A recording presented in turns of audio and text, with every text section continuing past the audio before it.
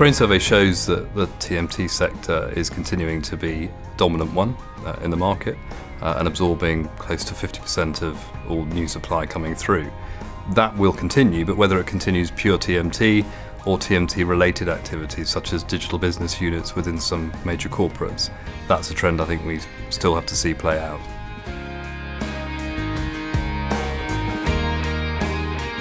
We're seeing a widening of the tenant base in the city, particularly TMT sector and fintech tenants locating in the core of the city, but also around the edge of the city in Old Street and Aldgate. These areas are proving very attractive, and that's going to be helped by Crossrail, which will stop in the city but also in Whitechapel as well. For the first time we have truly central London tenants who previously may have been expected to be restricted to the West End or City are now looking across London genuinely.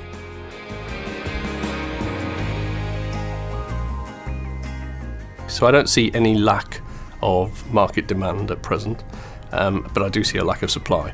And so as a consequence, I'm expecting that dearth of supply to be eaten up by tenants in the marketplace. The interesting dynamic being that we've seen a lot of early pre-completion letting, and I think that dynamic will continue as well. There's a question of value here, and we have some emerging markets coming forward which are going to deliver London value offices, and we're lacking value offices in the core. So I think there's going to be a demand for that value office, which will leave behind it core supply for the higher rent payers, which are continuing to come into the city.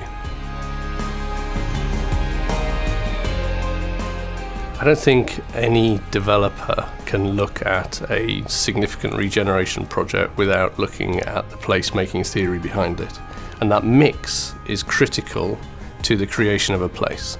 The major change in what's being developed probably relates to the need to respond to the talent challenge. You know, what makes our business more important or more attractive than a competitor business.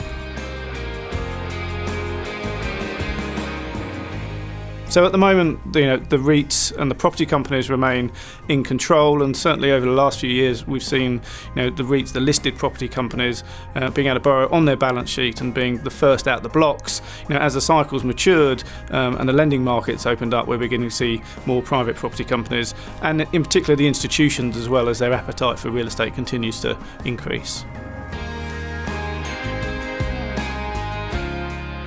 Looking ahead, we can see, I think, three distinct areas of delivery. There's the short term, where we can see quite significant undersupply in the market still.